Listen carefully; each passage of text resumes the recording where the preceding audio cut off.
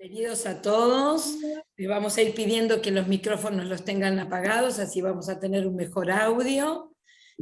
Quien les va hablando, la doctora Adriana Ingrata, la presidenta de API, les da la bienvenida a esta conferencia organizada por esta Comisión de Bioética. En unos minutos vamos a dar comienzo.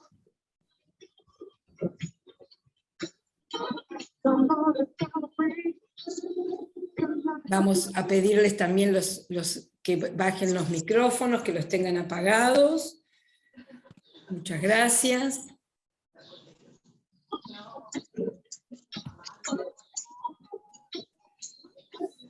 Ya siendo las 10:33 entonces, y teniendo ya gran parte de los inscriptos presentes, seguramente algunos se van a ir conectando.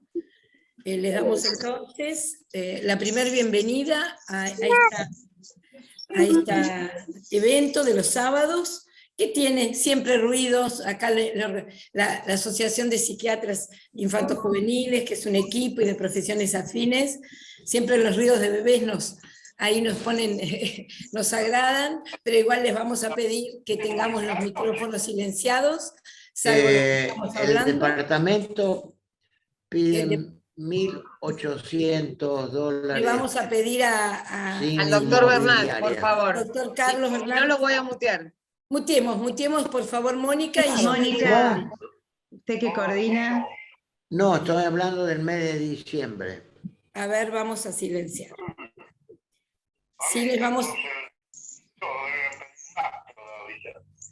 No, más o menos es lo mismo, porque a por ver, ahí hay mucha vamos a gente tratar de eso que alquila, para organizarnos. ¿cómo Voy a se tratar llama? de... Forma de Sí. Mónica, ¿no Como puede? ¿O vos, viene Adriana? gente de afuera, Estoy tratando, pero así que...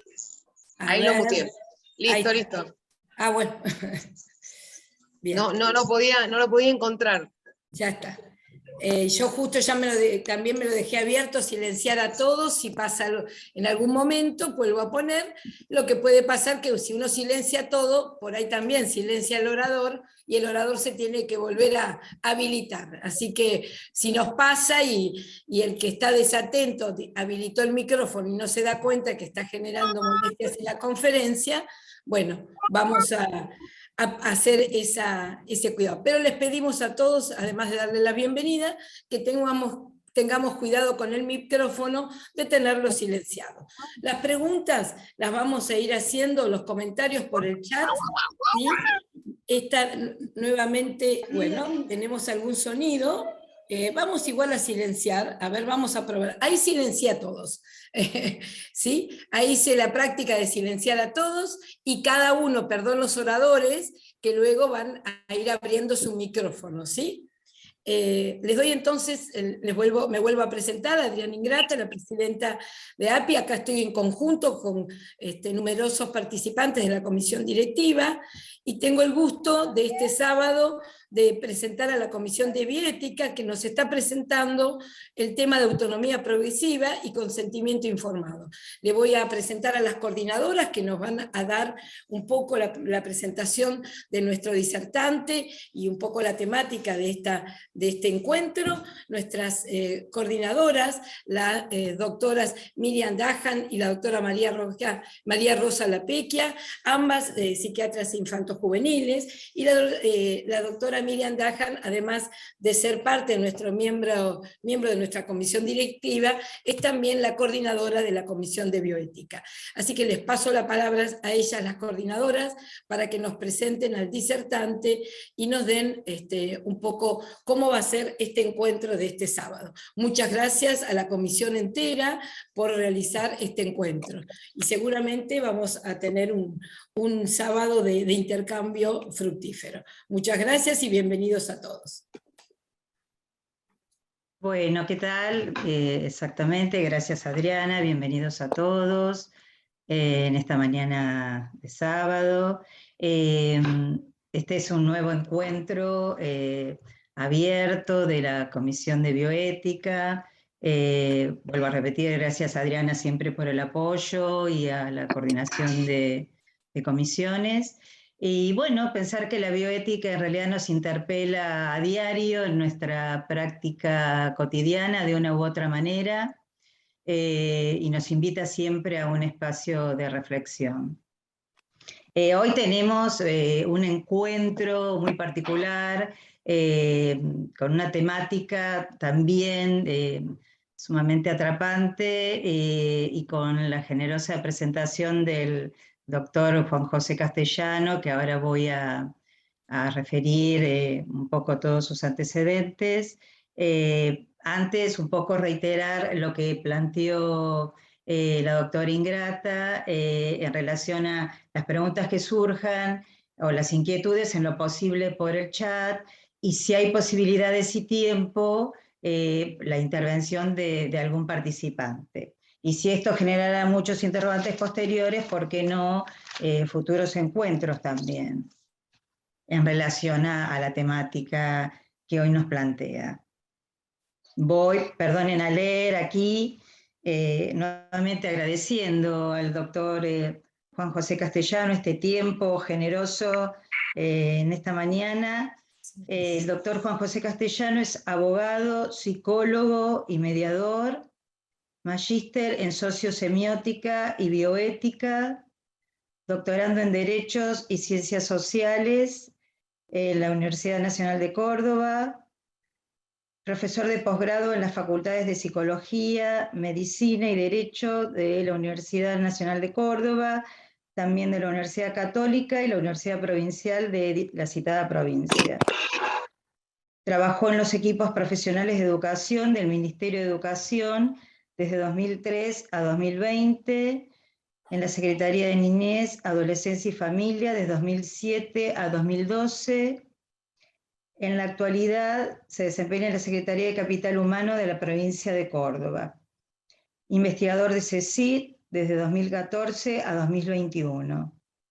Entre sus libros publicados podemos mencionar Poder, Autoridad y Obediencia entre Padres e Hijos, una genealogía, y La Revolución de los Vínculos, Niñas, Niños y Jóvenes como sujetos de derechos. Bueno, aquí estamos, cedemos la palabra al doctor Juan José y bueno, les volvemos a repetir un poco la dinámica, ya sea a través del chat, que vamos a coordinar con la doctora Laperquia, y la posibilidad de opiniones y demás nos van pidiendo y vemos de acuerdo a los tiempos de esta mañana. Bueno, Juan José, si te desmuteas, acá estamos escuchando la conferencia. Bueno, buen día a todas y todos los participantes. Hay que tener muchas ganas de un sábado, levantarse a ver estas cuestiones. Me quedé con el que mido el tiempo, así que voy a pedir la colaboración de Miriam. Yo sé que tengo que haber 40 minutos, así que a los 30 más o menos, si me van avisando, entonces yo ya voy cerrando y podemos habilitar las preguntas, porque consideramos que el momento de las preguntas va a ser más importante que la exposición en sí misma. Bueno, muchas gracias por convocarnos a tratar este tema. Es un tema demasiado importante para los derechos de niñas, niños y adolescentes en todos los campos, en especial en salud, que es lo que hoy nos convoca, pero también para la bioética. En este momento, tanto un ámbito como otro están interpelando en la práctica o en la aplicación sobre estas cuestiones. Es más, se pone en tensión el concepto de autonomía, que es lo que vamos a intentar desarrollar hoy, y también se pone en tensión el concepto de consentimiento informado. ¿Por qué decimos esto? Porque en realidad, tanto la bioética como en el campo de la aplicación en salud, en educación, en desarrollo, en discapacidad, sobre el tema de los derechos de niñas, niños y adolescentes, hay hay dos cuestiones que cada vez unifican más estos campos. Hoy hablamos de personas menores de edad, pero también podemos hablar de adultos mayores, de personas LGTBIQ+, de distintos grupos de personas que podemos considerar, que se consideran en estado de vulnerabilidad o que son vulnerados, ¿no? Eso es todo un posicionamiento.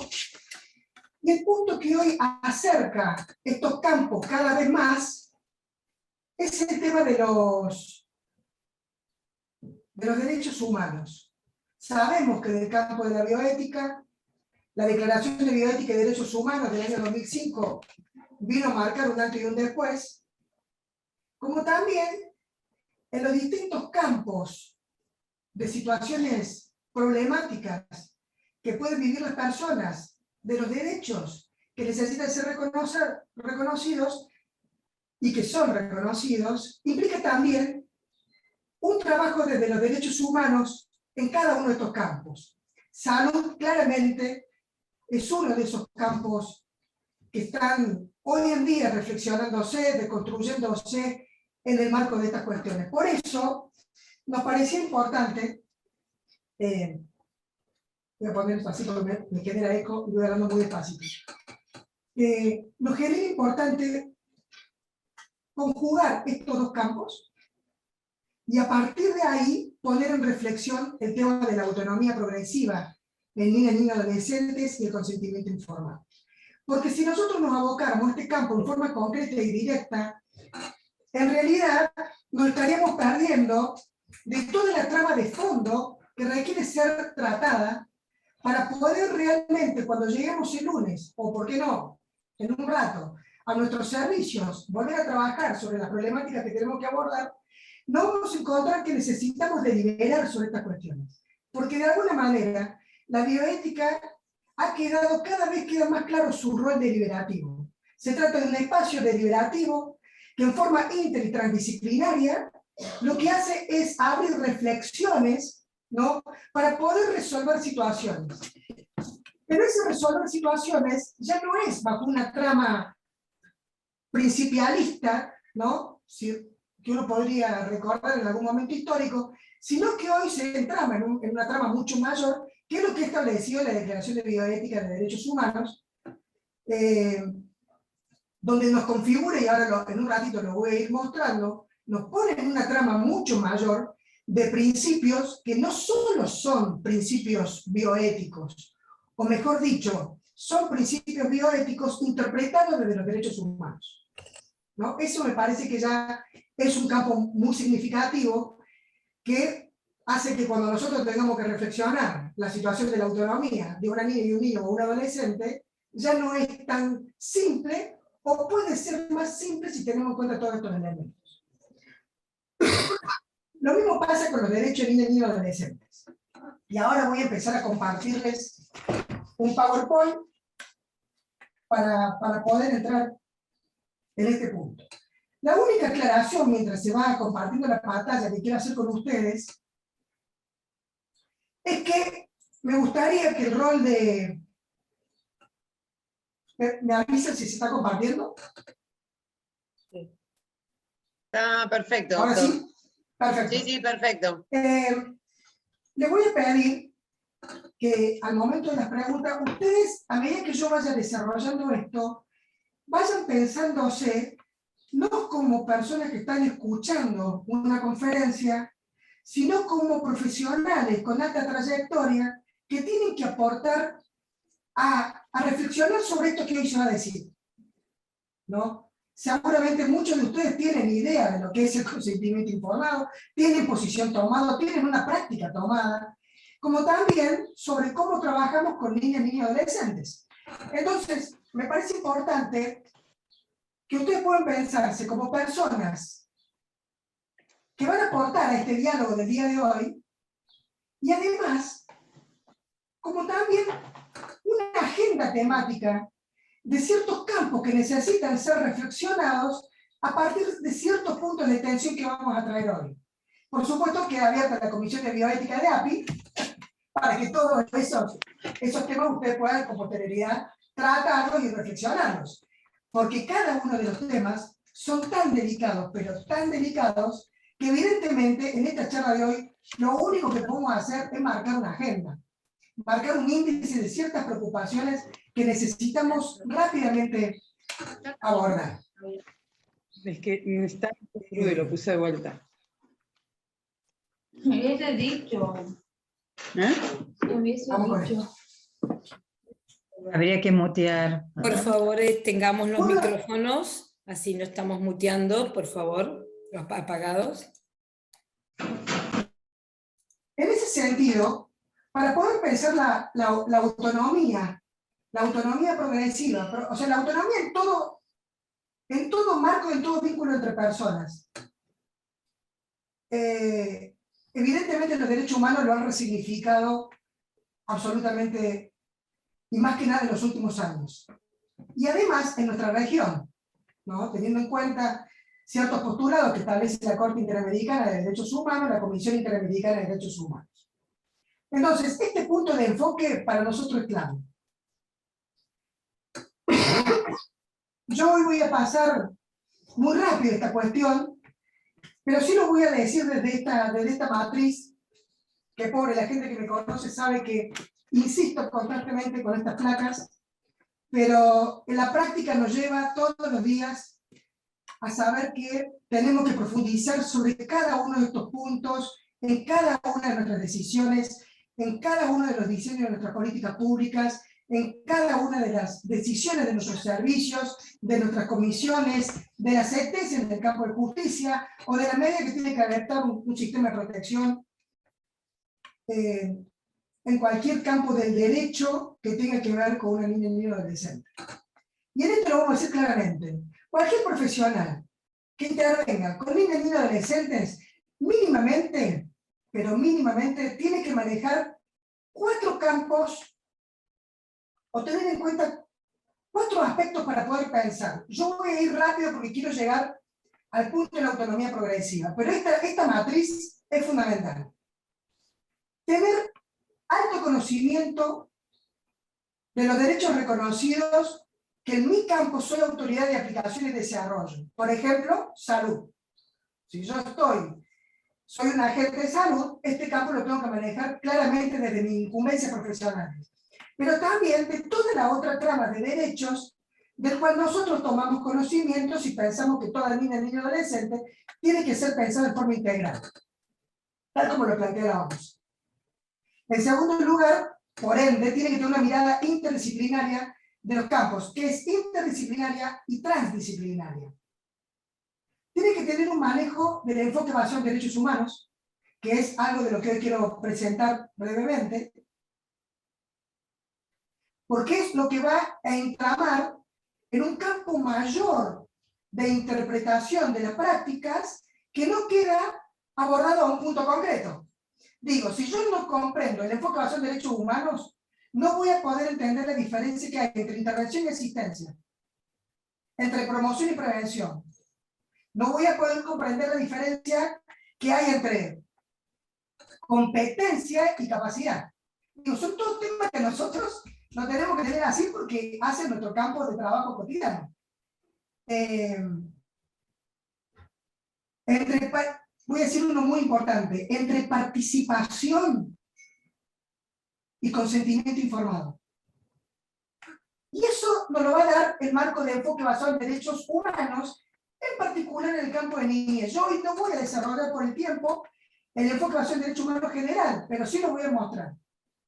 En la actualidad hay una multiplicidad de enfoques, por lo menos en Argentina, por lo menos en la región latinoamericana, y uno podría decir en el mundo entero en el marco de cuando uno ya separa los derechos humanos, que es el enfoque de género y diversidad, digo, si no, nuestras leyes de derechos sexuales reproductivos y no reproductivos, la ley de ILE, la de matrimonio igualitario, la ley de identidad de género, la de derechos, la de ESI, digamos, son todas, la ley de salud mental, están atravesadas por el enfoque de género y diversidad, están atravesadas por la normativa internacional de la CEDAW y está atravesada por la normativa regional de Belén da Para.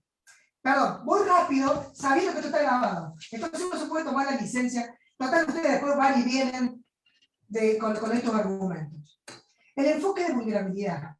El enfoque de vulnerabilidad está presente primero en los derechos humanos generales desde la Declaración de Viena, ya esto está presente. Pero en bioética, la Declaración de Bioética y Derechos Humanos hasta lo pone como un principio específico para analizar qué es el principio de vulnerabilidad.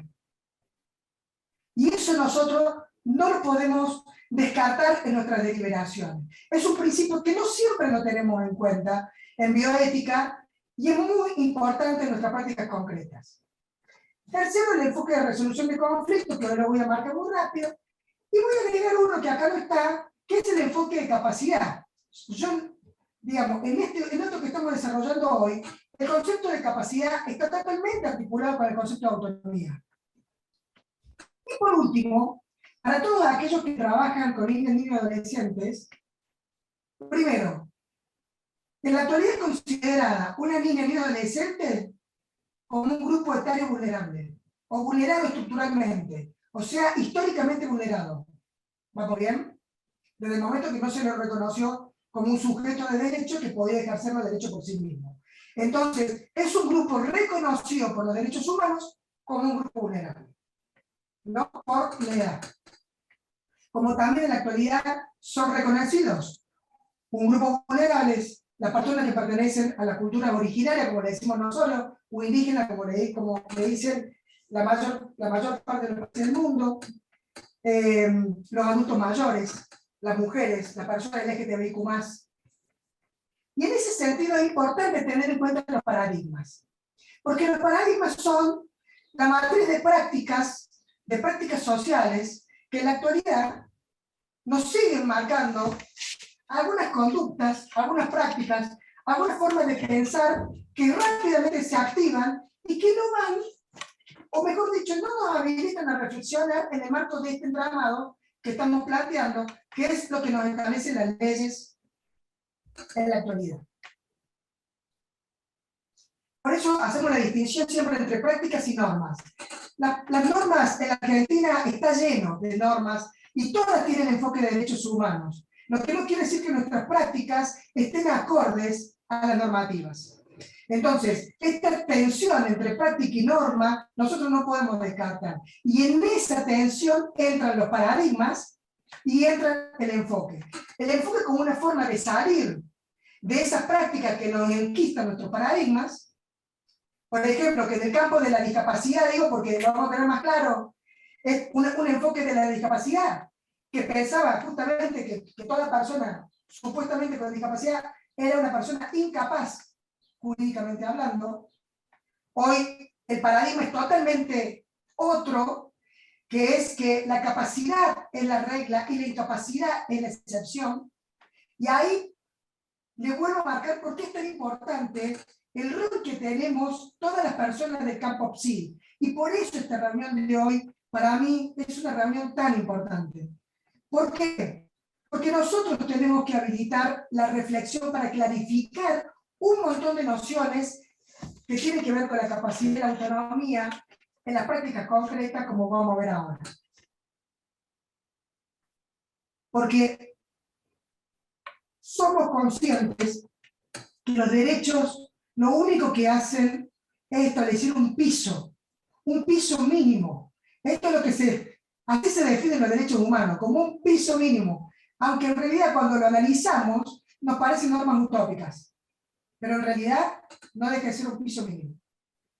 En este sentido, en el campo de la niñez, de las niñeces y juventudes, estas son las normas extremadamente mínimas que se ponen en juego. La Convención Internacional de los Derechos del Niño, la Constitución Nacional a partir de su reforma, porque incorpora constitucionalmente la Convención Internacional de Derechos del Niño, la Ley de Protección Integral 26061, todas las normativas de salud que salieron del año 2005 en adelante y con posterioridad y anterior, digamos, y con posterioridad al 94, tiene que continuar, tiene que seguir con esta reglamentación, con estos estándares establecidos en la Convención de los Derechos del Niño y en la 26061 a partir del año 2005. Clarifico esto porque todas las normas que ustedes ven, la de salud mental, la de, digo que ahora está en debate, la de discapacidad, ESI, derechos sexuales y reproductivos, ILE, IBE, están atravesadas por la 26061. Si nosotros como profesionales no tenemos claro qué plantea esta normativa, que ya crea una institucionalidad, además de lo establecido en la Convención, ahí seguramente nuestros análisis van a quedar flacos, ¿no? En la actualidad, por lo menos a nivel país, se están haciendo debates sobre la ley de salud mental y hay ciertos temas del campo de la niñez, justamente desde esta matriz, que no se está debatiendo. Entonces uno dice, esos análisis están fuera del enfoque de derechos, están fuera de este bloque de legalidad, de este bloque de derechos humanos, que de alguna manera también nos aleja de la bioética para pensar esta cuestión. 3. Bueno, las normativas provinciales. En el caso de Córdoba, el 99-44, pero las normativas provinciales que vienen a implementar la 26061 y la Convención de los Derechos del Niño. Pero también tenemos, y acá yo me voy a abocar en la última parte del día de hoy, que es la reforma del Código Civil y Comercial. Esta reforma del Código es muy importante por 2 o 3 cosas. Se los voy a decir ahora porque no me voy a olvidar. 4 cositas. Digo para que nuestros debates y en nuestras prácticas estén como bien claras. En primer lugar, el Código Civil establece por el artículo 1 y 2, esto es muy técnico jurídico, pero a nosotros nos sirve. Establecen que las normas de derechos humanos son fuente de interpretación de las interpretaciones del Código Civil. Porque nuestro Código Civil se convirtió en un código por principios. O sea, el derecho privado, el que regula nuestra vida de todos los días, que regula nuestras uniones convivenciales, que regula nuestro matrimonio, que regula nuestras defunciones, que regula nuestros vínculos con las niñas, niños, adolescentes, nos está marcando que la Convención de los Derechos del Niño y toda la normativa de derechos humanos son fuente ineludible para analizar y resolver en la situación concreta. Esto no es teoría, concreta. Segundo, también establece en el artículo 23 a 26, esto que les decía a ustedes, basándose en la Convención Internacional de los Derechos del Niño, pero también en la Convención sobre las Personas con Discapacidad, que hoy la regla es la capacidad, y la excepción es la incapacidad, y es por ende que nosotros debemos demostrar qué es lo que una persona en un momento determinado no puede hacer en forma autónoma y qué apoyo necesita para poder lograrlo. ¿Se entiende este punto, no? Pero además tiene un montón de otros artículos del Código Civil, que yo hoy no lo voy a tratar, por ejemplo el artículo 59 de consentimiento informado, que vale la pena que sea leído y analizado. Le explico por qué. Porque el Código Civil, este Código Civil nuevo, quedó también un código que quedó abierto. O sea, las leyes que el país ha sancionado, que no vayan en detrimento de las normas internacionales y que vayan a favor de las personas en el ejercicio de sus derechos, rigen las leyes nacionales. Por ejemplo, la ley de derechos sexuales y reproductivos, derecho del paciente, por ejemplo. Este punto es como delicado pero interesante. Conclusión, si yo tengo que dirigir una práctica en una institución hospitalaria o en mi consultorio privado y tengo que decidir sobre la situación de una niña adolescente, por varios motivos, sea por una consulta, por una cuestión pediátrica, por una cuestión psiquiátrica, por una cuestión de salud, tengo que tomar una decisión por una situación de maltrato infantil, de abuso sexual, promover una acción de buenos tratos en un hospital. Tenemos que trabajar la limitación del esfuerzo terapéutico, etcétera, etcétera, etcétera. Yo tengo que tener en cuenta qué dicen las normas internacionales, qué dicen las normas nacionales, por ejemplo, esta norma mater que es la ley 2661, qué dice el Código Civil y Comercial y todas las normativas aplicadas a eso que estamos analizando. Ley de salud mental, ley de derechos sexuales y reproductivos, ley de identidad de género, etc. ¿Vamos? Por eso, el punto que sigue es leyes específicas del campo profesional. La 26529, la 26743 de identidad de género, la 25673 de derechos sexuales y reproductivos, ley de salud mental y otras que hemos ido enumerando. Pero fíjense ese último punto. Y todas las normativas internacionales y nacionales que se tengan que aplicar en el marco del enfoque basado en derechos humanos. ¿Por qué voy con este punto de vuelta? Porque ese enfoque, y acá voy a ir muy rápido, porque necesito llegar a autonomía progresiva en el marco de esta matriz. Pero miren lo que dice el enfoque de derechos ya de autonomía. Primero, todas personas son sujetos de derecho para los derechos humanos. Por ende, al ser sujetos de derechos, son titulares de todos los derechos reconocidos. Lo que hace la autonomía es establecer la capacidad o la competencia, diría el Código Civil, en el marco de las cuestiones bioéticas, para ejercer los derechos por sí. Y acá, freno un segundito.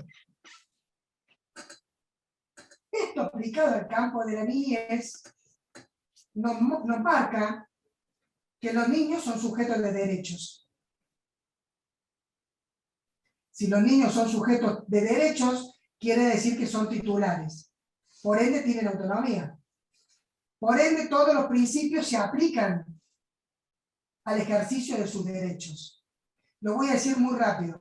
Pero, ¿qué pasa? En el caso, y acá me voy a ir un minutito a la próxima placa y después voy a volver a esta. Uno podría decir que en el campo de los derechos de niña y adolescente, de los derechos humanos, y la bioética piensa exactamente lo mismo, uno podría decir, así con esa palabra, la puse yo, no es que esté en otro lado, pero uno podría hablar de que hay un enfoque habilitante. Miren algo, hasta hace 4 meses atrás, esto se llamaba nudo problemático. Después le cambié el nombre y le puse enfoque capacitante.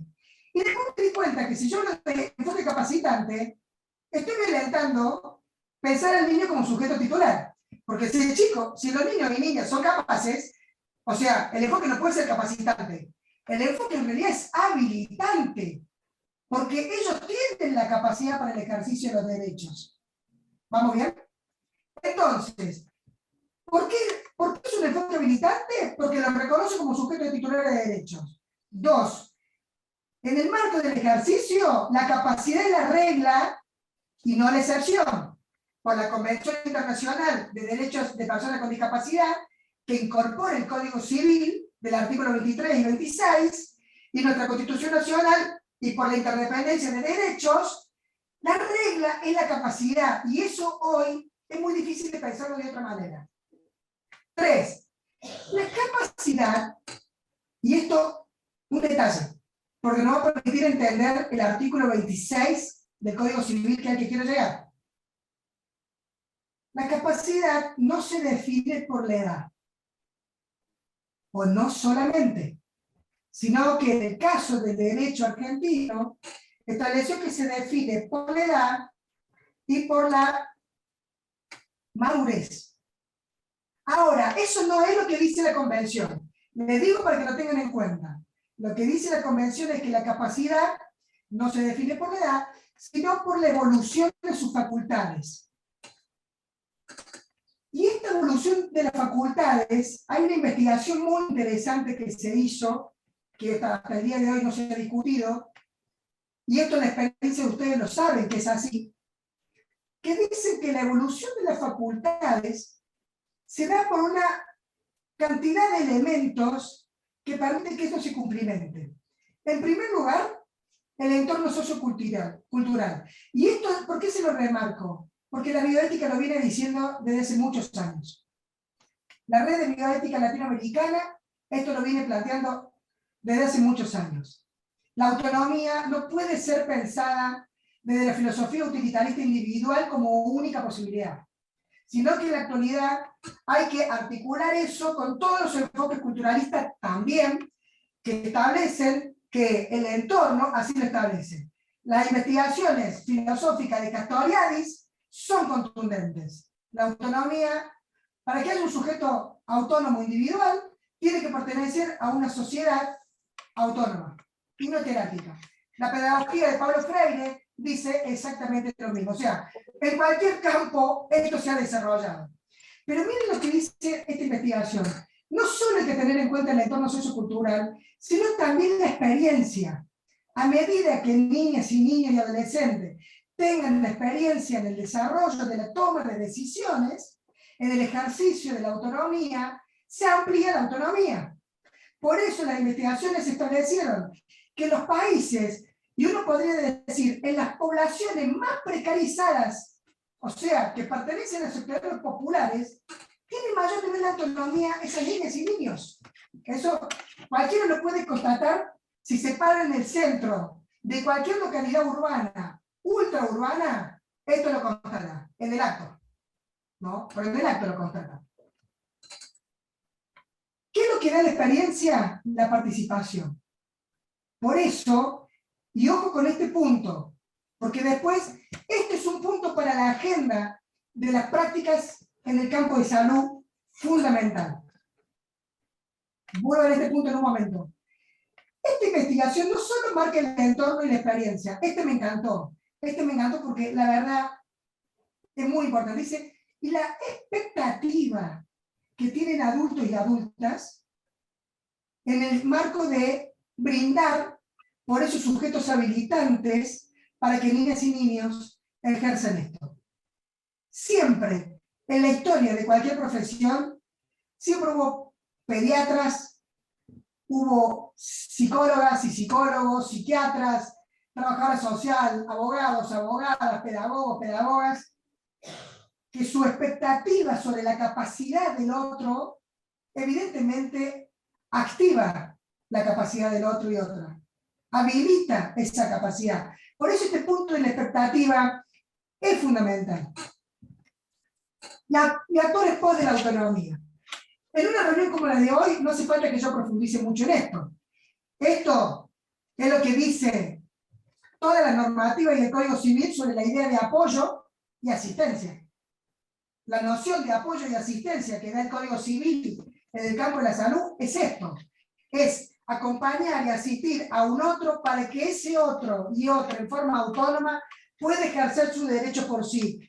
Eso es lo que hoy se plantea por capacidad en el marco de la discapacidad y en el marco de los derechos de niños, niñas y adolescentes. Pero hay una tensión. Por eso es que se habla de autonomía progresiva. La tensión está por la protección. Hay un derecho fundamental que tienen niñas, niños y adolescentes, que es la protección. Entonces, el equilibrio entre la libertad y el ejercicio de la autonomía entra en tensión con el principio de protección. Es en el marco de esta interdependencia de principios que se genera la noción de autonomía progresiva. ¿Se entiende? En el caso de la Argentina, decidió un sistema intermedio entre tres sistemas que hay a nivel mundial, uno que reconoce autonomía total, y lo que hay que demostrar es cuando no puede, y que queda todo abierto, el otro que directamente, que era el que teníamos nosotros, hasta 18 años, no importa el hecho que sea, son personas incapaces. Eso se hacía en discapacidad, y esto se hacía también con niños y niños adolescentes. Y el intermedio, cuidado con este detalle, establece un sistema etario, por edades, y también por evolución de las facultades, o sea, por la madurez. ¿Vamos bien? Este punto es importante, porque ahora cuando vayamos al artículo 26, van a ver que todos estos elementos se articulan. Son las 11:12. Me están quedando 10 minutos, Miriam, ¿no?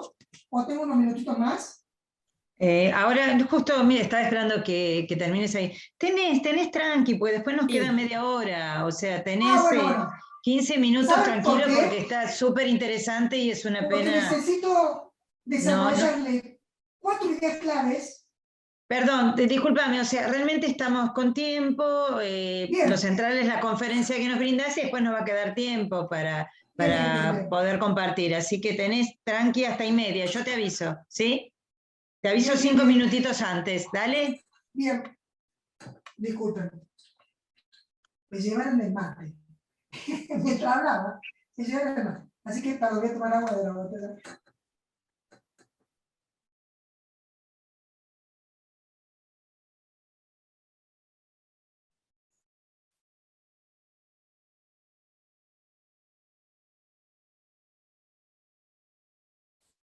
Por ahí te silencié sin querer, Juan José, perdón, porque había sonidos de ambiente, así que volví a abrir el micrófono, ¿sí? Podés, Perdón, Juan José, si podés abrir. Ahí está. Volví a abrir el micrófono, Juan José, porque silencié que venía sonido. Ahí lo hice. Gracias. Bien, bien. Muy interesante. Bien, entonces, voy a ir frenando, voy a ir un poquito más despacio, sabiendo que tengo unos minutitos más. Recuerden bien esta placa. Hay un último punto que dice: la autonomía se promueve abordando la capacidad de los titulares, de los derechos, pero también de los detentores, de los deberes. Dicho esto, vuelvo a la placa general. Esta es una placa que construí donde está el enfoque basado en derechos humanos general de los derechos humanos con las particularidades del campo de la niñez, de las niñeces y juventudes. Aclaro esto porque si me llamaran para hablar sobre personas con problemas laborales, uso la misma placa. Con personas con discapacidad, uso la misma placa. Derecho, verdad y justicia, uso la misma placa. ¿No? Solamente que acá se agregan algunas cuestiones. Los principios del enfoque de derechos son los que se acordó en un momento histórico a partir de la Declaración de Viena del año 93 y dicen: che, todos los órganos internacionales vamos a acordar que estos son los principios. Y en el año 2003 los organismos internacionales establecieron que por enfoque de derechos iban a entender esto. ¿Y esto qué quiere decir? Que en toda acción política, política pública, decisión, sentencia, intervención, programa o servicio, debe pasar por esta trama, ¿no? Siempre pensar en nuestros servicios si la persona con la que nosotros trabajamos son sujetos titulares de derechos, si trabajamos y abordamos autonomía, si cumplimentamos con los principios de universalidad, o sea, este derecho para todos y todas, son indivisibles e inalienables, esto es, indivisibles. Los derechos culturales, económicos, sociales, ambientales tienen el mismo peso que los políticos, los culturales y los civiles. Esto es muy importante. Esto articula los dos pactos internacionales del 66 y los pone en el mismo peso. Será en la situación concreta donde veremos y sopesaremos cómo los hacemos jugar. La interdependencia, integralidad y holística de los derechos. Esto en el campo de la salud, en el campo de la salud mental, es fundamental. En el campo de los derechos de niño y adolescente, además. Y en el campo de la bioética, también. La bioética tiene, la Declaración de Bioética y Derechos Humanos tiene un artículo específico que dice que todos los principios de la declaración son y deben interpretarse en forma interdependiente, como dice ahí. ¿Pero por qué? Y porque la Declaración de Ordena le dice así. O sea, la UNESCO no puede estar lejos, porque la UNESCO participó en la construcción de este enfoque de derechos. Igualdad y no discriminación, no hace falta que le explique, aunque lo vamos a explicar un ratito. Participación e inclusión, algo le dije, pero se lo voy a explicar ahora desde los derechos de niños y adolescentes. Ahora, un elemento del enfoque de derechos, y esto para toda persona que trabaja en un servicio público en la Argentina, tiene que estar atento por una cuestión de paradigmas y por una cuestión de enfoque de derechos humanos. ¿Ven cómo ya se van articulando todos los contenidos que vimos? Nosotros tenemos que trabajar la capacidad de los titulares y también la capacidad de los detentores. Esto es nosotros, como personas que tenemos que cumplimentar con estos derechos. Pero miren lo que plantean los derechos humanos sobre cómo se trabaja por parte del detentor, esto es un médico, una médica, una trabajadora social, una psiquiatra, un psicólogo, un abogado, una abogada del niño, un docente. Y es que para trabajar la titularidad, la capacidad del titular, hay que trabajar en que ese titular pueda exigir el derecho. O sea, el enfoque no se queda tranquilo con que reconocerle el derecho, sino que pueda exigir el derecho. Ojo con esto, ¿eh? No se lo está pidiendo solo el Estado. Eso es una política pública. Pero nosotros, cuando trabajamos en una repartición público-privada, somos parte del Estado porque somos parte del sistema de protección. Por ende, tenemos que complementar con esto. Por eso nosotros, como detentores, tenemos que estar plenamente capacitados y sensibilizados en el ejercicio de estos derechos. ¿Vamos bien?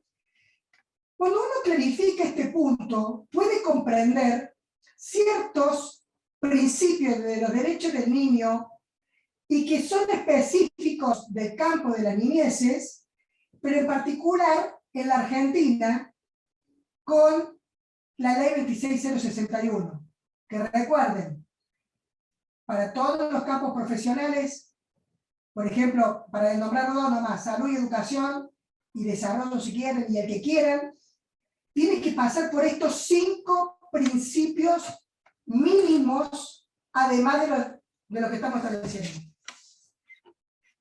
Ahora voy a hacer una pequeña pausa, solamente para reordenarnos.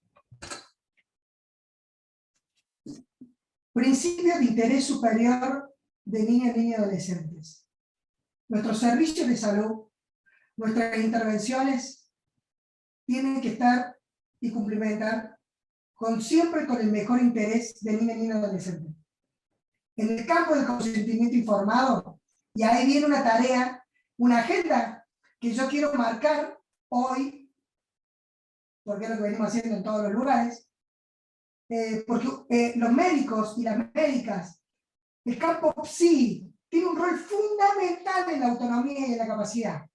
Ustedes ya lo saben, pero cada vez lo va a tener más. Entonces, tener claro cómo se aplica el interés superior en nuestro campo de incumbencia es clave. 2. Principio de no discriminación. Ninguna persona puede ser discriminado por ningún motivo, ni mínimo ni larvado, dice el comité, por sexo, edad, idea política, situación económica de él, su familia y la comunidad. Cuidado con este detalle. No solo marca, por eso el artículo 5 de la Convención es tan importante, que es la que marca la tensión entre autonomía, libertad y protección y corresponsabilidad, en lugar de la progresividad en el marco de los adultos y adultas en este vínculo. ¿Vamos? Por eso el principio de no discriminación es fundamental. Los niños y niñas fueron vulnerables porque fueron discriminados estructuralmente por ende, históricamente, por edad, y por las condiciones socioculturales en las que vivían. Esto responde a los paradigmas, pero esto, en la actualidad, en la Argentina, es clave. Si tenemos un nivel de pobreza tan alto, quiere decir que este paradigma se activa. Cuando este paradigma se activa, nosotros tenemos que ver, porque tenemos más de 100 años de discriminar en el marco de la desigualdad socioeconómica. Y esto no lo digo yo. La propia ley 26061 tiene un artículo que dice que ningún niño podrá ser institucionalizado, por ende, por salud mental, piensen, no podrá ser institucionalizado en forma voluntaria e involuntaria por aquellos elementos que tengan que ver con sus condiciones materiales, por sus condiciones socioculturales o económicas. ¿Ven cómo se van conjugando? Entonces, cuidado, porque este punto de la no discriminación es clave. Piensen en la persona del LGTBIQ+. El principio de no discriminación hace que entremos en error constantemente. Si nosotros no lo tenemos muy claro a la hora del consentimiento informado, en lo que establece el artículo 6 y 7 de la Declaración de Bioética y Derechos Humanos, donde no solo regula qué es el consentimiento informado, sino cómo se cumplimenta el consentimiento informado para personas vulnerables, quiere decir que este principio para nosotros es fundamental. Sigo. Vida, supervivencia y desarrollo holístico, a ustedes no les puedo agregar mucho, es lo que plantea la OMS, es lo que plantean todos los derechos humanos en el marco de la mirada holística de toda persona, en este caso niño y adolescente. Pero vamos al último punto, que es participación. Todo niño y niña tiene derecho a opinar y que su opinión sea tenida en cuenta. Cuidado con este principio. Este principio lo tenemos que cumplimentar todos y todas, no importa en qué marco están, y acá voy a tomar posición, y no importa qué edad tenga la niña y adolescente. Porque una cosa es participación y otra cosa es consentimiento informado. Cuidado con este punto. Ojo, porque esto se mezcla y hace que no cumplimentemos políticas públicas en salud como corresponden. ¿Está bien? Les voy a dar ejemplos concretos. Existen hospitales enteros, regiones enteras, donde niños y niñas de 14 años, en hospitales que son infantiles, no se le habilita el consentimiento. Y si se le habilitara, no se le activa la participación a los menores de 13. Cuidado, una cosa es el consentimiento y otra cosa es el derecho a opinar y que su opinión sea tenida en cuenta en todas las decisiones y acciones de cualquier campo que tenga que ver con un derecho de niño y adolescente. ¿Me siguen en este punto? Es muy sutil esta diferencia. Último, la corresponsabilidad. Familia, comunidad y Estado como corresponsables en el cumplimiento de los derechos de niños y adolescentes. Si yo no entiendo este punto, no puedo comprender el sistema de protección de derechos de la Argentina. Si yo no comprendo el sistema de protección de derechos de la Argentina, evidentemente no voy a colaborar y mi lectura sobre las intervenciones van a ser muy complicadas, tanto para proteger derechos cuando hay un equívoco o cuando nos estamos equivocando nosotros. El principio de corresponsabilidad establece que la familia es primera y que debemos garantizar el derecho a vivir en familia y comunidad. ¿Por qué? Porque no hay tratado de derechos humanos y por ende las investigaciones en sus mayorías del campo PSI han determinado que familia, o algo parecido a lo que es familia, los vínculos afectivos, como para llamarlo familia, el concepto de cuidadores, ha determinado que la institución más cercana a nivel mundial para proteger los derechos en forma holística es la familia. Pero ojo, el concepto de familia que dice la 26161 y la Convención de los Derechos del Niño y las normativas internacionales. ¿Van viendo cómo se va articulando todo? Esto es una noción de familia que no es la noción de familia nuclear, que no es la noción de un varón y una mujer.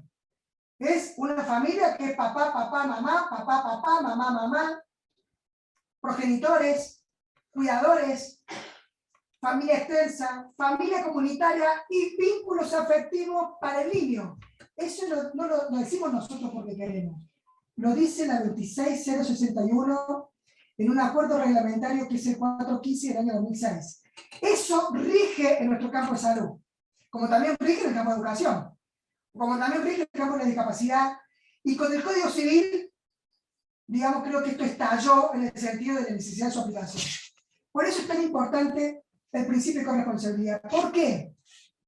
Cuando yo tuve que trabajar en algunas situaciones concretas, el consentimiento informado de una niña y niño adolescente en un sector popular, X, es muy importante. Esto cuando se define que el consentimiento informado tiene que ser completo, adecuado, claro y preciso, el concepto de claro tiene que pasar por la matriz de... Frename un segundo. Tiene que pasar por la matriz de reconocer al otro y otra en su vulnerabilidad. Por ende, el discurso que nosotros tenemos que usar en el marco del interés superior del niño, bajo el principio de corresponsabilidad, pero en la declaración de bioética también lo dice de otra manera, que ya vamos a llegar, nosotros tenemos que tener muy claro cómo hacer esto. Ya sabemos que el campo psi y el campo médico esto ya lo está haciendo, pero el ejercicio de deconstrucción de nuestras prácticas es tan sutil y tan profundo que va desde cómo escribimos la receta, ¿no? Ustedes saben que ya hay trabajos sobre este tipo, a cómo hacemos el consentimiento. Pero vamos más, no solo el consentimiento, sino la participación de niña, adolescente, aunque no tenga que prestar el consentimiento. Dicho todo esto, voy a ir a esta placa, que es el artículo 26.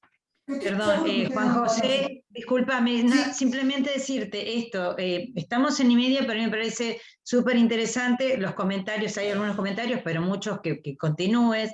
Yo te diría que estos artículos, esto que vas a plantear ahora es central, así que 10 minutos más y nos dejamos un espacio posterior, porque realmente, además, acá algunos comentarios son que continúes y me parece excelente que puedas redondear bien la charla. Considera 10 minutos más y ahí damos el espacio bien para los comentarios. Yo voy a hacer el esfuerzo de que sea 5, porque quiero... tranqui. Me gusta la pregunta, pero voy a ver este punto. Aquí hay un detalle. ¿Se dan cuenta que leer un artículo de un código, si no pasamos por toda la trama que le conté, es muy difícil comprender y aplicar este artículo 26 del Código Civil? Artículo 26 del Código Civil está totalmente atravesado por el derecho a la salud. Porque en realidad se abocó, uno podría decir, dice la doctrina en esto, que el nivel de la capacidad del niño y adolescente del Código Civil nuestro se abocó a dos grandes temas. Lo patrimonial, como lo hizo siempre, que hoy no lo vamos a tocar, porque no corresponde acá. Pero todo lo que armó a nivel de capacidad tiene que ver claramente con salud. Tiene que ver con el uso del cuerpo. Tiene que ver con el derecho a poder decidir en estas cuestiones. Cuando vemos el artículo 26, queda totalmente claro. Antes de ver el 26, quiero darle un minutito la matriz de bioética que quiero que empecemos a usar. Siempre en bioética todavía estamos con la matriz de los 4 principios anglosajones que son útiles, sirven y tienen una practicidad. Lo que pasa, y yo ya sé que ustedes ya tuvieron charlas con Susana Vidal y con la red latinoamericana, con la UNESCO, tanto la de Barcelona como la latinoamericana, yo no puedo, repito, descartar la Declaración de Bioética y Derechos Humanos. Entonces, la Declaración de Bioética conjugó todos estos principios. Y esto lo hago solamente para marcar agenda. Me voy al artículo 26 y si quieren la pregunta que profundizamos. Yo no puedo analizar la autonomía de una persona si no tengo en cuenta lo establecido en el artículo 3, que es el principio de dignidad humana y derechos humanos, el artículo 5, que es autonomía y responsabilidad individual. No lo dejo en autonomía. Ya el propio artículo 5 lo mete en tensión con responsabilidad individual. El artículo 7 de consentimiento para las personas carentes de capacidad, obviamente el artículo 6 de consentimiento. El artículo 8, que es una gran innovación, que fue un aporte latinoamericano, más que nada de Argentina, Buenos Aires, Brasil y Chile, que es agregar el artículo 8 del respeto a la vulnerabilidad humana y la integridad personal. El artículo 11, no discriminación y no estigmatización. El artículo 14, responsabilidad social. El artículo 16, de protección de las generaciones futuras, y así podemos seguir articulando. O sea, yo no puedo pensar la autonomía de niños y adolescentes si no lo pienso por esta matriz de bioética y derechos humanos. ¿Saben por qué? Porque, como les dije, los derechos humanos es un piso.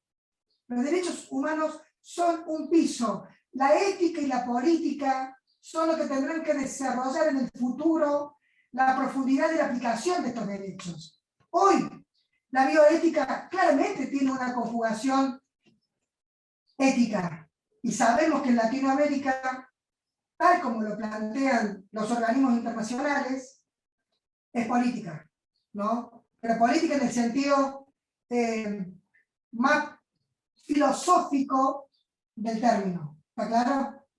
Entonces, esta matriz tiene que estar ahí. Y un detalle, hay artículos que son viejos, pero siguen siendo nodales. El artículo de Adorno, que aparte fue uno de los que aplicó la traducción y la interpretación de este artículo, el concepto de dignidad humana de Adorno, en su conjugación, es fundamental. A mí me recibió en la práctica, le voy a ser sincero. En la práctica concreta, me pone en tensión la autonomía y la participación de la niña y adolescente si yo lo miro desde la dignidad del artículo 3. Bueno, dicho esto, ahora vamos al artículo 26. Un solo artículo. ¿Ustedes pueden hacer lo mismo con el artículo 59 sobre consentimiento informado del Código Civil, si quieren? O lo pueden hacer con la interpretación de la Ley de Salud Mental. O lo pueden hacer con la Ley de IBE.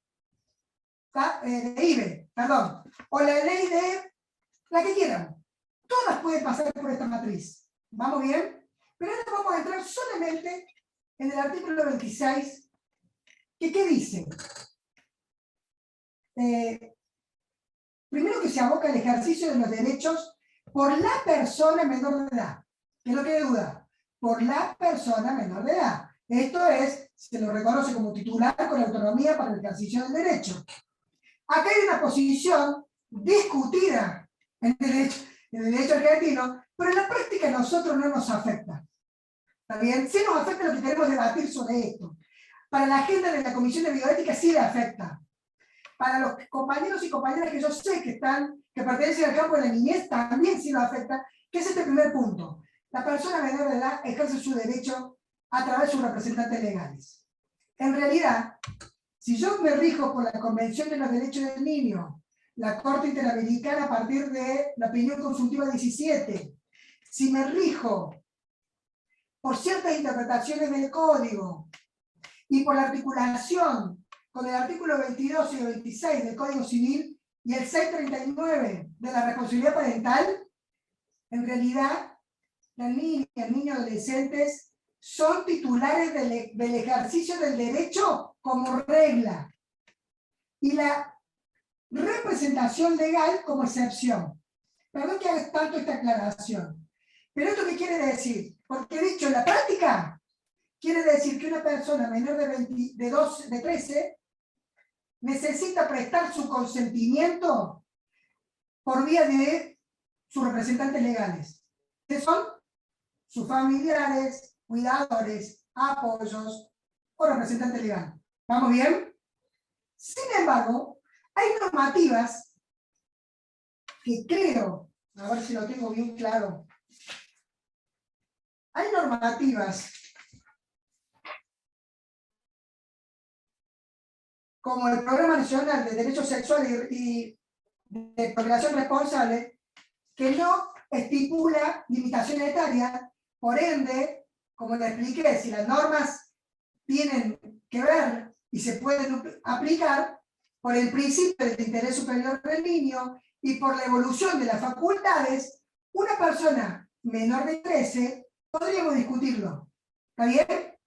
Estoy hablando de una disquisición, pero como es una charla de bioética, no puedo no agregar estos contenidos para una deliberación inmediata. ¿Vamos bien? Pero el código establece esto. Pero miren este segundo punto. Lo que cuentan con edad y grado de madurez suficiente, ahí está la regla, puede ejercer por sí los actos. Ay, a ver cómo lo puedo correr a esto porque. Ahí está. Puede ejercer por sí los actos que le son permitidos por el ordenamiento jurídico. En situación de conflicto de intereses con sus representantes legales, puede intervenir con asistencia letrada. Aquí hay un detalle, porque los representantes legales, cuando intervengan, ¿saben a quién van a llamar? ¿Quién va a llamar el sistema de protección de derechos? ¿Saben a quién va a llamar el juez o la jueza que intervenga? Va a llamar a los profesionales del campo PSI, para que en un informe interdisciplinario establezca si esta persona tiene grado de madurez suficiente. ¿Se dan cuenta por qué hay una agenda para nosotros muy importante? Que es el tema del grado de madurez suficiente, qué se entiende por competencia, qué se entiende por capacidad. Entonces, en esta agenda nosotros acá ya tenemos un rol fundamental. Acá los abogados van a decir, che, vamos a pedir un informe para que nos digan si esta persona tiene grado de madurez suficiente, si hay tensión. Y acá está el juego que hizo la Argentina con el sistema etario y grado de madurez suficiente, sistema mixto. La persona menor de edad tiene derecho a ser oído en todo proceso judicial. Pero no se confundan. Cuando dice judicial, en realidad es en todo ámbito. Por el artículo 12 de la Convención, por el artículo 27 de la 26061, por la propia ley de salud mental y por la propia ley de salud. ¿Vamos? Entonces, toda persona menor de edad tiene derecho a ser oído. Cuidado con este detalle. Quiere decir que yo, en mi intervención de asistencia y de apoyo, yo tengo que darle la palabra, más que darle, tengo que habilitar la palabra, ¿está bien? En toda acción que mi servicio brinde.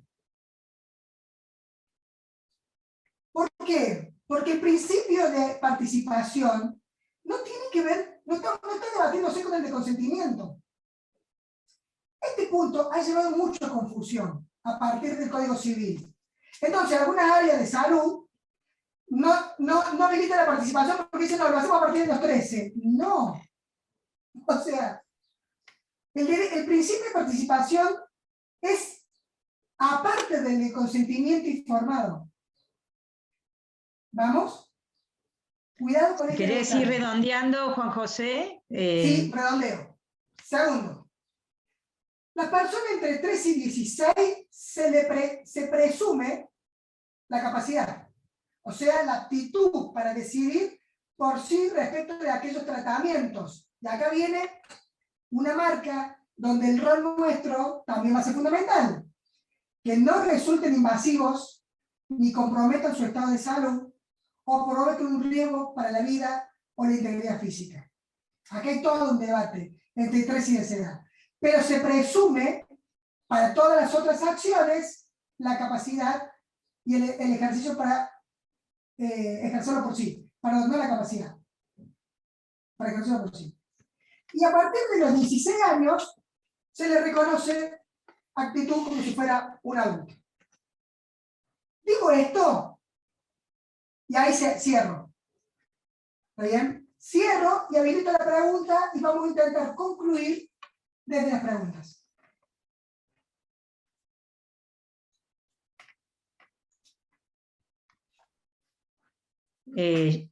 ¿Vos vas a comentar algo más o abrimos, Habilito preguntas. abrimos a las preguntas? Sí, la cerramos. doctora Laperquia iba a coordinar un poco esto. Te escuchamos, María Rosa. Si vos querés cerrar acá lo que compartís y abrimos para las preguntas.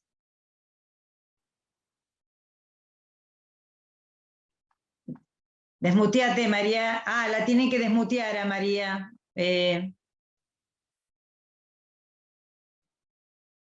Hola, bueno, después de la excelentísima disertación de Juan José, que estuvo muy claro, muy preciso, hay una serie de preguntas que voy a intentar respetar el orden. Creo que primero el doctor Darío Sanguineto, pero no encuentro a todos.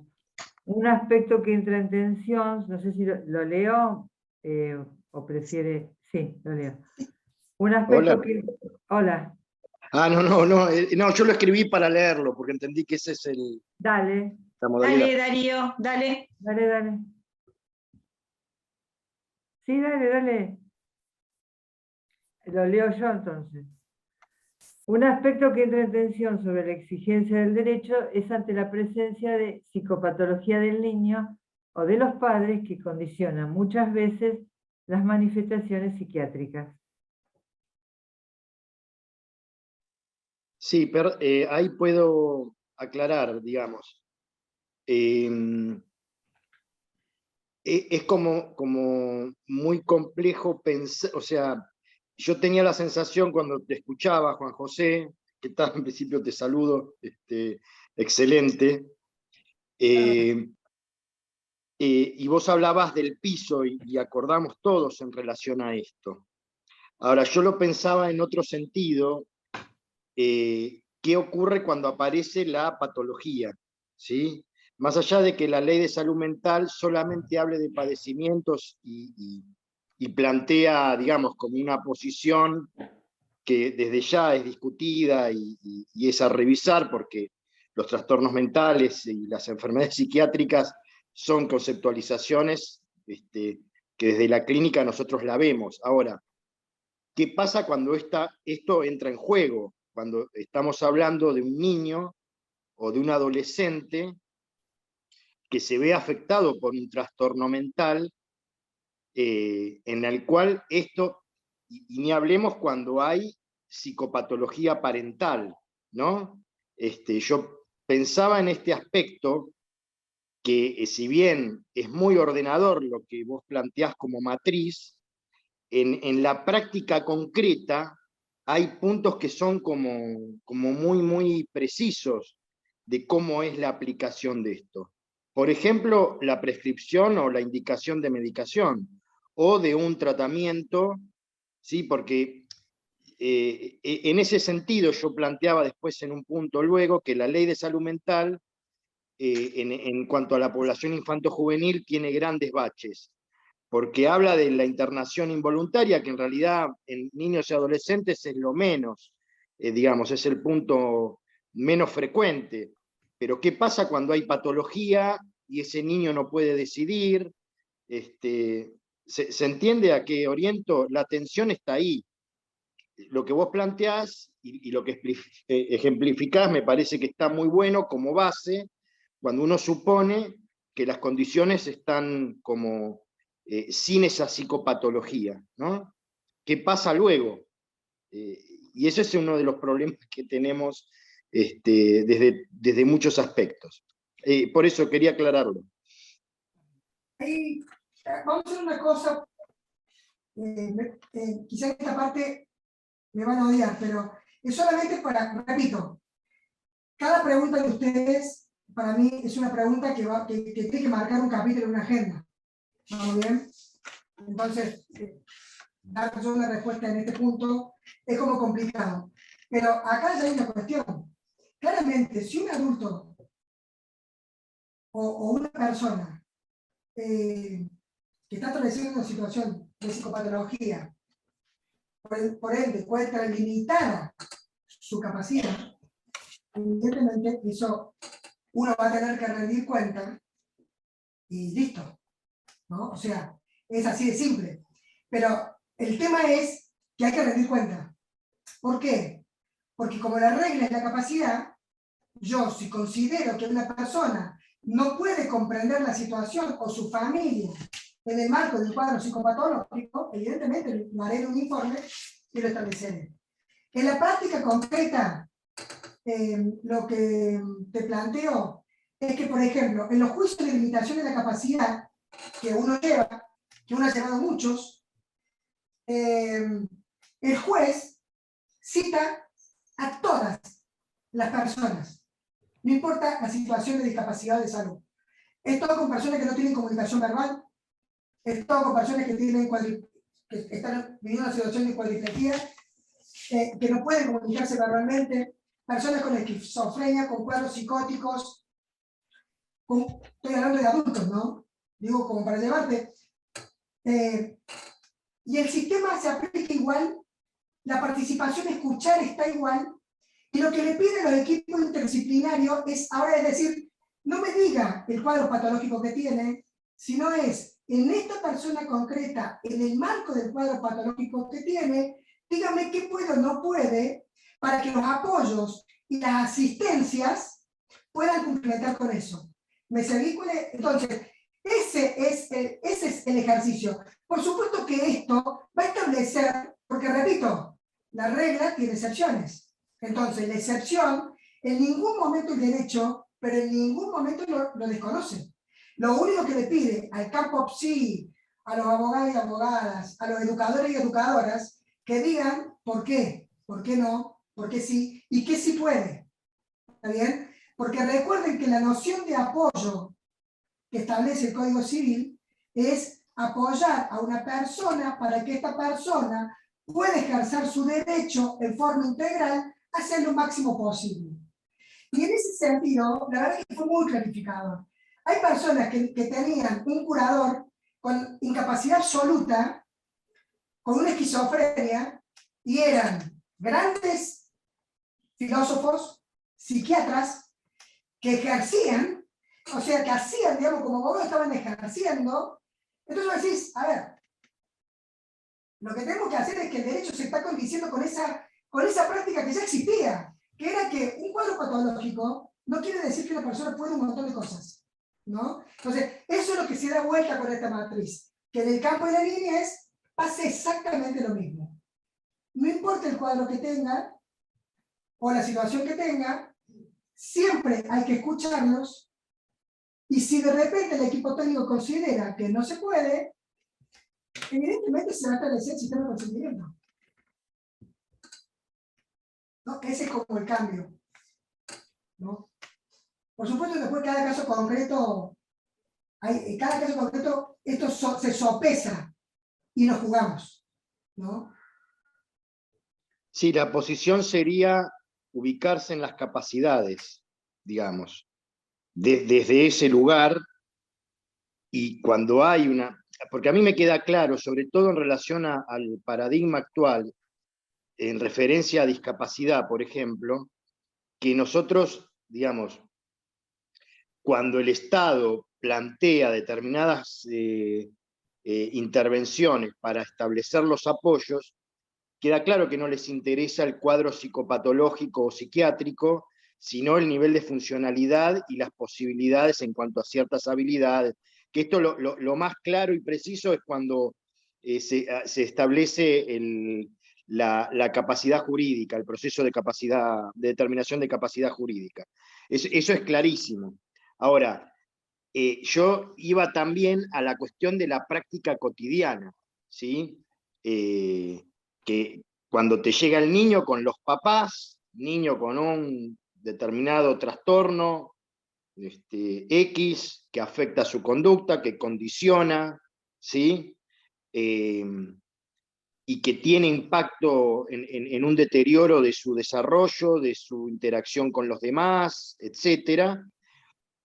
Y cuando hay una situación en la cual, por ejemplo, se indica un tratamiento farmacológico, y el niño no lo quiere recibir y los padres quieren que lo reciba, o viceversa, ¿no? O sea, en un proceso complejo y de largo tiempo, como es una Sí, determinación de pero capacidad hay un jurídica. detalle. Yo disculpa que te Sí. corte para poder ir más rápido en este punto. Dale. ¿Viste el artículo 26? Mira, Sí. el cuarto párrafo, el quinto párrafo, trata esta cuestión. Si se trata de tratamientos invasivos que comprometen su estado de salud o está en riesgo la integridad, ahí está el caso que vos estás planteando, o la vida, el adolescente debe prestar su consentimiento con la asistencia de sus progenitores. El conflicto entre ambos se resuelve teniendo en cuenta su interés superior. ¿Vamos bien? O sea, ya resuelvo Sí, con interés sí, superior. lo tengo Sobre claro. la base de la opinión médica. O sea, ahí nosotros nos tenemos que jugar interdisciplinariamente y hacer el planteo. ¿Está bien? Porque Sí, el sí, juez, perfecto. y ahí es donde yo te digo que está la agenda. Pero ahí vos te tenés que plantear y decir, en este marco y en este cuadro está. Ahora, ¿cuál es el tema, Darío? Si yo tengo una mirada de un paradigma anterior y creo que toda persona con un cuadro de trastorno es incapaz, vos imagínate que mi informe va a ser muy limitado, porque no va a mirar lo que puede para los apoyos. La justicia Claro. ese informe no le sirve.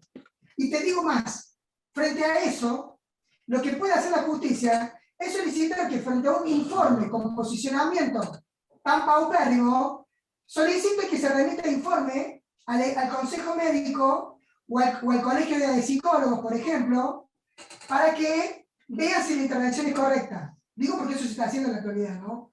Digo, eso, porque si de repente yo no demuestro en mi informe todo este ejercicio que estamos haciendo, repito, esto es eminentemente práctico.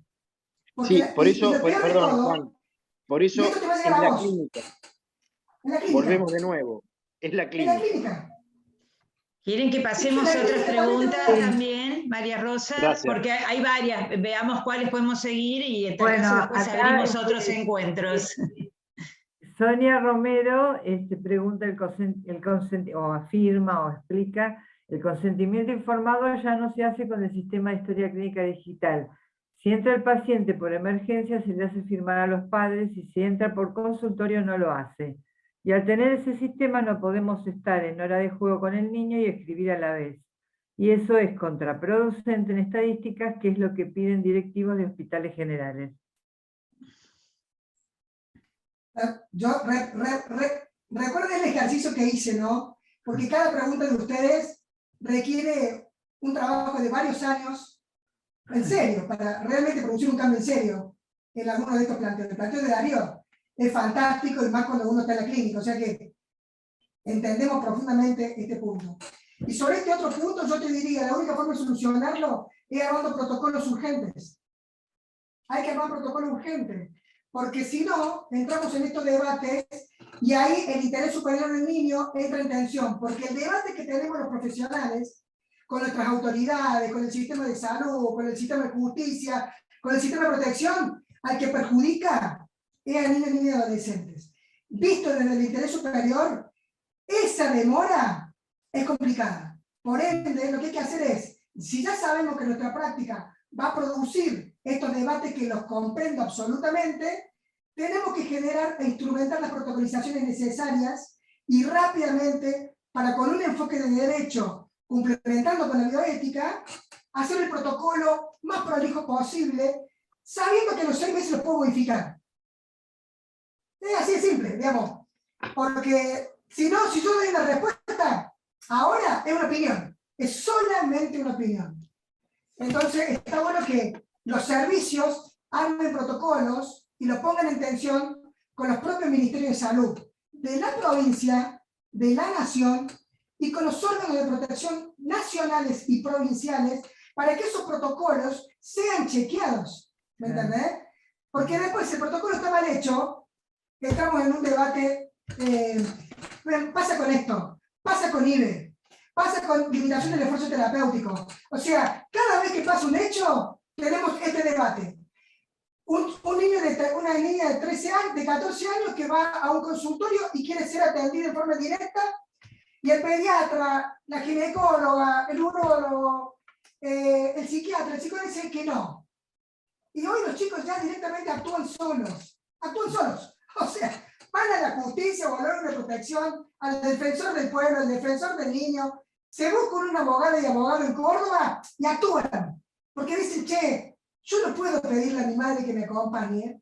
Si yo tengo el derecho, me lo explicaron en el colegio y yo tengo más de 13. ¿Me siguen? Entonces digo, Sí. esas cosas son las que tenemos que debatir en nuestros colegios profesionales. Otra pregunta. Bueno, la otra pregunta, Bárbara Fuentes. ¿Qué sucede con los casos judicializados en los que el niño pareciera sufrir síndrome de alienación parental, aunque no está reconocido por FEPRA ni está en el DCM? El niño se ve influenciado por uno de sus progenitores. Ahí le voy a dar dos respuestas. Sí, la primera es que ese síndrome no está reconocido. Es un síndrome que en realidad, como abogado de familia, y acá yo sé que hay abogadas de familias presentes, ha generado, hasta podría decir, situaciones muy complicadas, para no decir daño, en el derecho de familia, en la resolución de situaciones concretas, porque no está reconocido. Y además, la propia persona que en su momento conceptualizó el término, después dijo que no era lo que él pensaba y no era así. Pero independientemente de eso, cuando hay una situación de hostigamiento, de acoso, de violencia psicológica de algún progenitor o cuidador, ahí claramente nosotros tenemos que tener mucha claridad, porque nuestro informe, que le aconsejo que ese informe sea interdisciplinario, no se quede en el informe del psiquiatra, la psicóloga o el psicólogo, que el propio servicio haga un enfoque interdisciplinario, y si no se puede, porque es desde mi consultorio privado, tengo que hacer un informe muy claro que establece la claridad sobre la situación, con los indicadores claros, y cómo resolverlo en apoyo de este niño y niña, es fundamental. Un informe bien hecho no sabe los años judiciales, penales, civiles, de familia y de protección que se habilitan. Es increíble. Este tema de la alienación parental es un tema que también tiene que estar en la agenda, y es más, ser resuelto hasta bioéticamente hablando. Bueno, ¿Puedo hablar? sí, sí. Bueno, muchas gracias por la aclaración. Sí, la situación es que claramente, o sea, hay que comprobar todo, ¿no? En el momento que yo recibí el caso, no lo recibí de esa manera, fui contactada por la madre, o sea que no fue objetivo, no fue buscado ni siquiera por el juez, y yo recibí una información que no era la que realmente sucedía, ¿no? Después me fui enterando a través de los expedientes, y bueno, me encuentro en esta situación en la que yo tomé el caso pensando que era un caso en el que tenía que recibir terapia por violencia del padre. Ok, lo tomé, pero después me contactaron y resulta que el nene está muy influenciado, porque hace 5 años que no ve al padre, por su madre, y cuando tenemos la sesión está todo ok, accede a una revinculación parental de manera progresiva, obviamente, y a la próxima sesión retrocede pasos como si hubiese de por medio alguna opinión de la mamá y demás. Y bueno, yo me encuentro en esta situación en la que digo, bueno, voy a abandonar el caso por el hecho de que yo no tengo experiencia en esto, porque yo no, lo recibí desde otro aspecto. Entonces, usted, ¿qué recomienda, no? Y si este informe, no, más allá de que yo puedo informar cosas, no puedo comprobar, y ellos quieren evidencias, ¿no? Pero son observaciones que yo puedo hacer. Por eso, ustedes van a tener este power, y aparte tienen esto grabado. La primera palabra de la primera filmina, y esto te tiene que dar tranquilidad, Bárbara, es que uno tiene que, ¿se acuerdan que lo desarrollé al comienzo? Lo primero que tenemos que clarificar es nuestra incumbencia profesional. Nuestra incumbencia profesional y nuestra claridad profesional. Trabajar en supervisión de estos temas con gente de tu propio campo profesional disciplinario que esté en el tema, apoyarte si sos un servicio público en esto, poder solicitar al sistema judicial que te habilite los informes interdisciplinarios, y por qué no, hasta la compañía de un colegio profesional. Por ejemplo, en Córdoba, el colegio profesional habilitó lo que se llama un informe que después es usado en los sistemas judiciales como amiga curiae, ¿no? Se llaman amigo del derecho, capaz lo traduzco mal, en realidad es amiga curiae, donde yo le acompaño al Tribunal de Familia un informe sobre qué significa síndrome de alienación parental, qué dice el Colegio Profesional de Córdoba y qué dice el Colegio Profesional, digamos, el informe de Nación. ¿Para qué? Para clarificarle al sistema judicial esto. El sistema judicial te va a pedir un montón de cosas. Vos tenés que contestar lo que tu ámbito y tu incumbencia profesional permite que contestes. Pero segundo, si vos, de tu informe y posterior a una intervención del sistema de protección de derechos del sistema de justicia, vos ves un retroceso, lo informas de nuevo. Porque todos sabemos que el proceso psíquico es dinámico. Y evidentemente, una intervención del entorno modifica la situación. Y vos lo único que estás informando es un hecho fáctico psicológico. Punto. Que ellos interpreten, que la justicia interprete y el sistema de protección lo que quieren interpretar. Vos solo hacés la parte que a vos te corresponde. Porque si no, a veces quieren que vos tengas que decir una palabra que en realidad es la que le corresponde al sistema de justicia implementar y resolver. ¿Está bien? Entonces digo, y es más, perdóname, hasta también podés pedir habilitación de otro profesional. Porque si vos sos psiquiatra, podés habilitar un psicólogo o una psicóloga, y así viceversa, ¿no? Digo, no te quedes sola en una decisión, porque son causas muy complicadas. Bueno, aquí está Natalia Lescano, que dice: Pupi, me gustaría que comentes cómo ves la aplicación del abogado del niño en relación a los tratamientos de salud. Bueno, yo acá estoy viendo en la grilla de participantes, esa es otra, Natalia Lescano, como otras profesionales que veo, son personas que ustedes tienen que tener en cuenta, son abogadas y abogados que se dedican a estos temas, que van a poder profundizar y que tienen mucha práctica profesional en estas cuestiones. La situación de la abogada y el abogado del niño es fundamental. Para el derecho argentino, claramente, está por la ley 26061, cumplimentaría con lo establecido por la Convención de los Derechos del Niño. En el caso de Córdoba, está sancionado por ley, lo cual existe la figura y ya los niños, niñas y adolescentes lo convocan directamente, lo pueden convocar directamente, y es increíble. En las situaciones clínicas lo usan mucho. ¿Por qué? Porque hay alguna situación donde ellos leen y estos abogados pueden asesorar y a veces pueden ir, pensaba en la situación de Bárbara, no sé si da para que, pero me parece que está bueno, capaz Natalia hasta podría tomar la palabra, o algunas otras personas que sé que están presentes, para ver cómo se puede jugar en una tensión con los progenitores y con las progenitoras. Hoy el abogado y la abogada tienen un rol importante en esa tensión que hay entre progenitores, porque vienen a clarificar con la voz de este abogado un rol distinto a esta disputa que hay entre estos progenitores. Que la verdad que es un nuevo rol que está muy bueno y está ahí. Yo creo que es fundamental. ¿Saben por qué? Porque ese abogado y esa abogada tiene todas las estrategias que le da el derecho, al igual que lo tiene un asesor o un ministerio pupilar que ustedes ya conocen, porque ustedes muchas veces lo han llamado los representantes de la justicia, que representan al niño o a la persona con discapacidad. Sin embargo, el abogado y el abogado lo que tiene es el uso táctico y estratégico de las herramientas. ¿Cuál es el tema, gente? Por eso esto es muy importante en la reunión de hoy. El abogado y la abogada va a tener menos paciencia a las instituciones que tienen el propio sistema judicial, o el sistema de protección, o el Ministerio de Salud, o el Ministerio de Educación. Y está bien que así sea. Se lo digo yo que laburo, que yo trabajo en una órbita del Estado. Y sé que estos abogados y abogadas tienen otra velocidad. Y está bien que así sea. Entonces nos van a exigir a nosotros que nuestros debates, nuestras disputas, nuestros planteamientos corporativos tengan que ser rápidos, porque si el interés superior del niño está en juego, van a ir por el interés superior y van a ir con fuerza. En Córdoba eso ya se está viendo.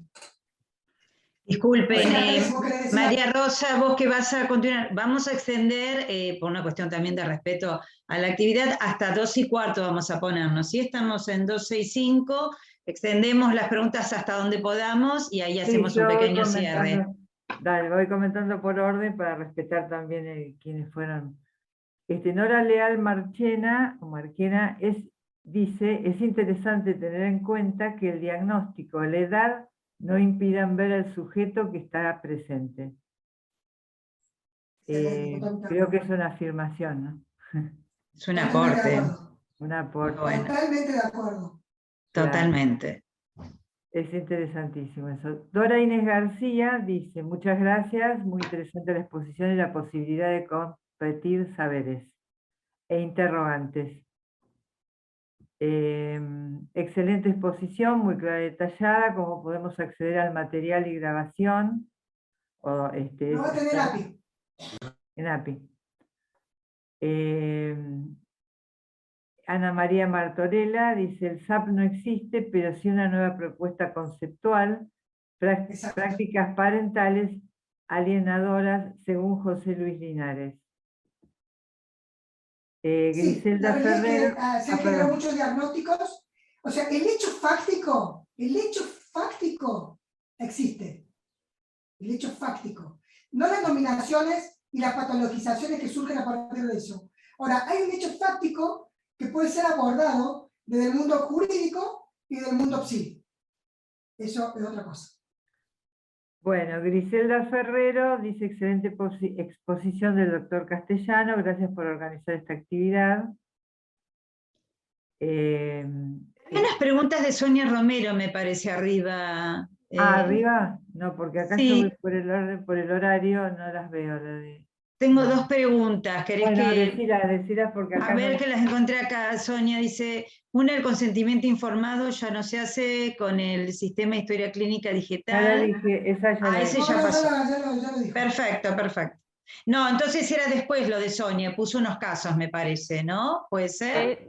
Es la segunda, Miriam, lo de la niña de 11 años que quería Sí, saber, eso, por eso la eso. revinculación. Yo no la pasé esa porque como Sonia ya le había contestado y pensé que había más preguntas, digo, luego, en todo caso, volvemos a leer la de Sonia.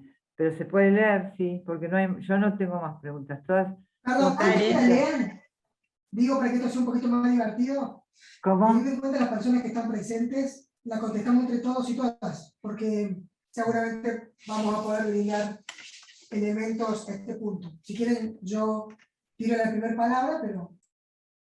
Bueno, digo lo que estaba comentando recién Miriam, que Sonia pregunta o comenta el caso de una niña de 11 años, que la hermana de 14 pide hablar con SS porque insisten con la revinculación de un padre que no solo quiso matar a la madre en varias oportunidades, sino que a la de 11, cuando tenía 2 años, le puso un cuchillo en la garganta.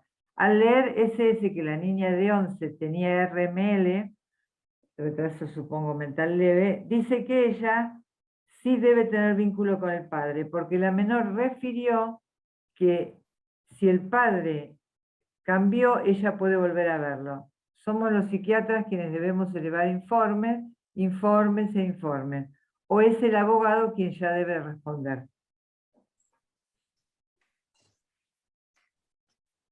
Yo desde la experiencia,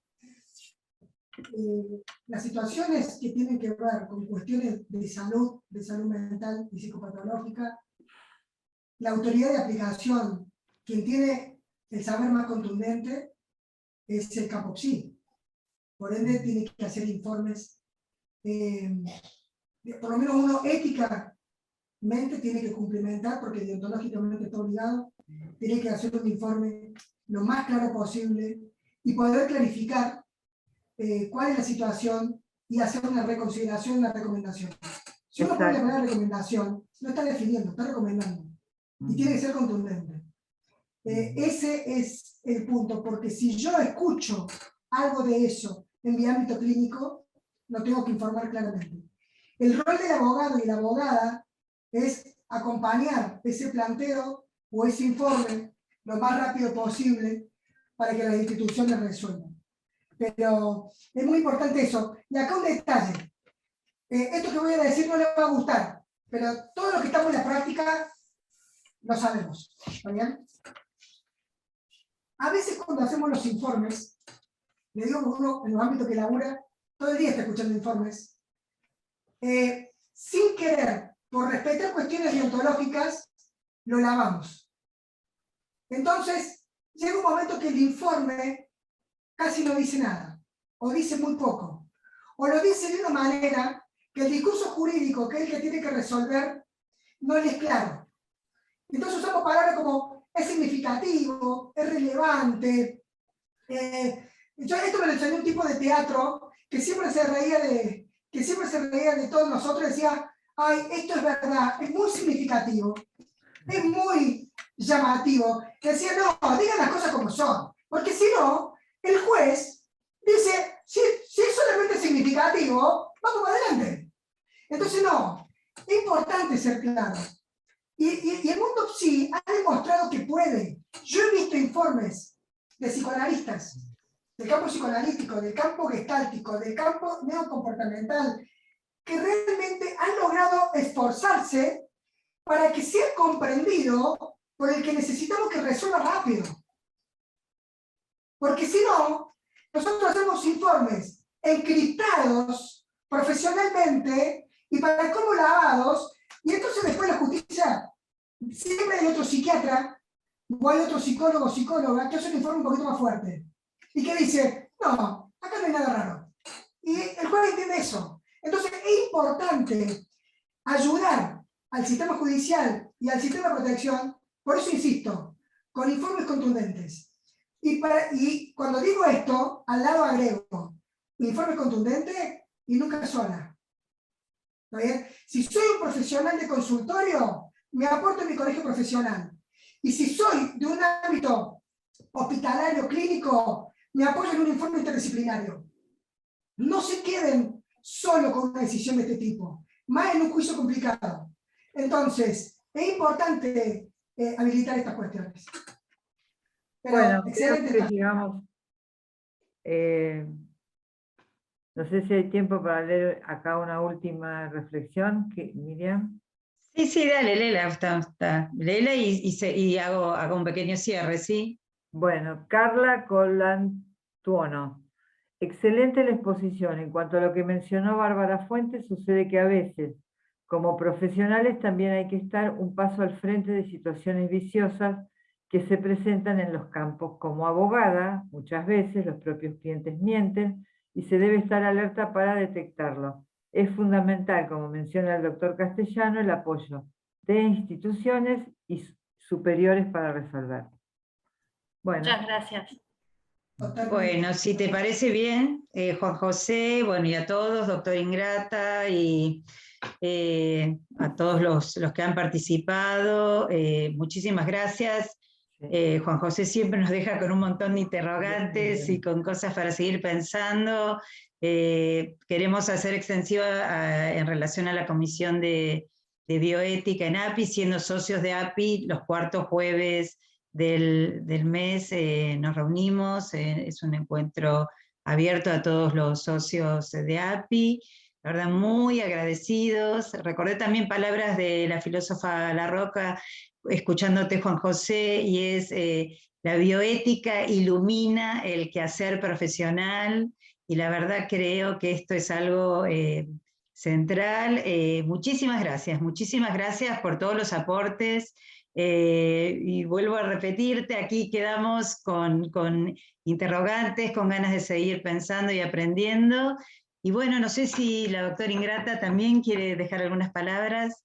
Sí, la verdad que bueno, agradecer, y creo que nos quedamos con gusto a poco de una segunda vuelta de articular la clínica complicada. Todos creo que se nos quedó un caso que tenemos dando vuelta, con padres complicados, con niños que queremos poder poner la grilla, poder combinar con el equipo.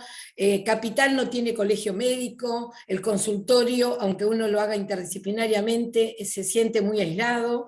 Así que bueno, pensemos en una segunda vuelta para poder seguir articulando como equipo de salud, de las distintas profesiones, a dar una respuesta que también cuide a los niños y también nos deje a nosotros en una sensación de poder hacer las cuestiones más cómodos, porque esa palabra, me quedo con lo último, perdón, que es ser claros, pero a veces nosotros también vivimos épocas de que en esa claridad tuvieron muchos juicios los profesionales. Entonces, hubo circunstancias que tenemos que seguir trabajando, como ser claros, pero también ser cuidadosos, cómo expresarlo para no luego tener problemas, porque si no luego va a complicarnos. Así que agradecida por este encuentro, que fue muy numeroso del comienzo hasta el final, y bueno, pensar en otro a nivel de práctica de la clínica, que no lo vamos a resolver, pero que por ahí nos va a permitir pensar, no 1 año y medio para cada caso, porque la clínica la vamos a tener que resolver seguramente aquí ahora. Así que desde la comisión o desde otro encuentro, si se da y hay tiempo de este excelente invitado, o con otros, junto con otros, y usted mismo, Juan José, si nos quiere acompañar, será más que bienvenido. Gracias a las coordinadoras y a toda tomamos la la comisión. propuesta. Bueno. Muchas gracias. Perfecto. Bueno, gracias a todos. Buenos días. Bien. Cerramos con un aplauso. Sí, totalmente.